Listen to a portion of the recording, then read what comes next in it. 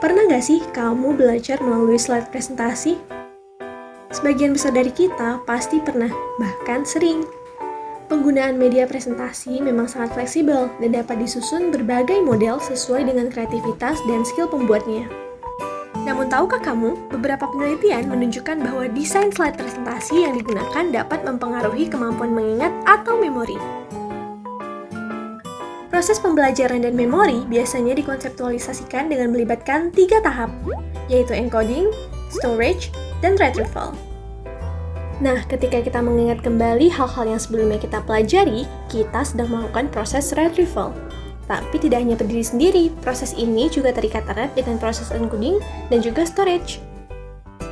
Proses pengambilan informasi atau yang disebut dengan retrieval akan lebih mudah dilakukan ketika ada isyarat-isyarat yang memungkinkan kita untuk mengakses kembali informasi dengan lebih cepat dalam memori.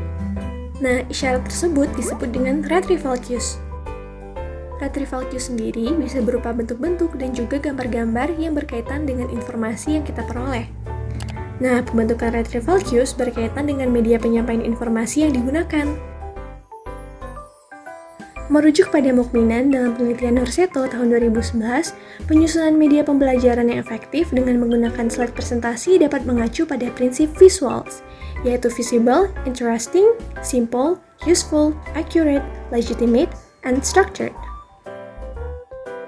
Untuk melihat secara langsung bagaimana pengaruh desain slide presentasi dalam memori, kami melakukan penelitian quasi-eksperimen dengan melibatkan 8 responden berstatus mahasiswa di Universitas Syakuala.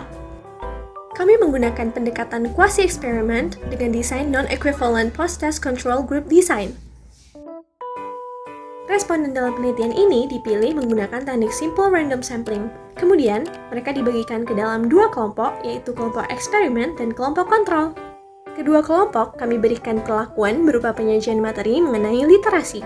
Kelompok eksperimen diberikan materi menggunakan slide presentasi yang disusun berdasarkan aturan visuals, sedangkan kelompok kontrol disajikan materi dengan slide presentasi konvensional. Selanjutnya, kedua kelompok diberikan post-test untuk melihat apakah terdapat perbedaan pada hasil yang diperoleh. Hasil analisis yang dilakukan dengan menggunakan teknik independent sample t-test didapatkan nilai signifikansi sebanyak 0,458. Hasil tersebut menunjukkan bahwa tidak ada perbedaan yang cukup kuat antara desain slide presentasi dengan kemampuan mengingat.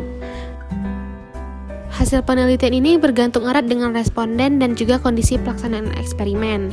Jadi, hasil ini tidak menjadi jawaban yang mutlak dan sangat mungkin untuk dilakukan eksperimen lanjutan dengan penyempurnaan.